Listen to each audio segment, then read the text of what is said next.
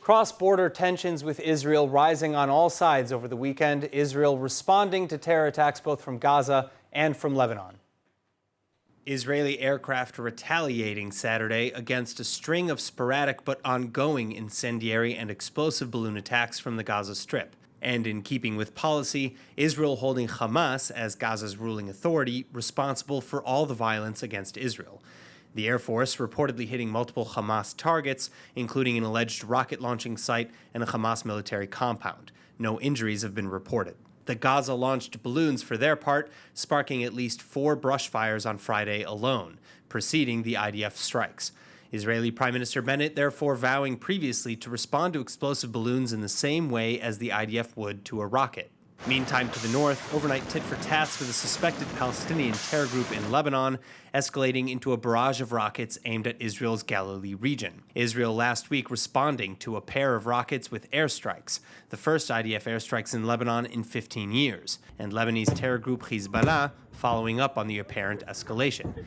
The Iran-backed proxy group firing nearly 24 rockets into Israel on Friday, and then the attack followed by a message. اخترنا منطقة أرضا مفتوحة في منطقة مزارع شبعة. لنوجه رسالة لنكون مشينا درجة. ممكن بعدين نطلع درجة تانية، درجة ثالثة، أعلى، هلا برجع لها بعد شوي.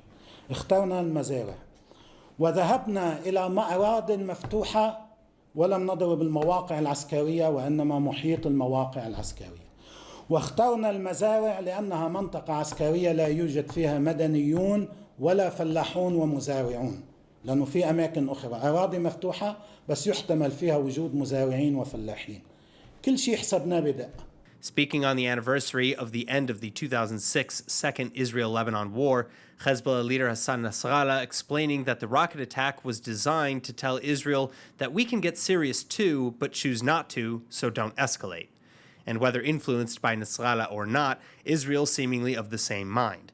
Despite the Iron Dome intercepting most of the barrage, defense officials confirmed that they believe Hezbollah deliberately fired into open and unpopulated areas to rein in a rogue Palestinian faction. And Hezbollah likely has no desire at this time to push things with Israel any further.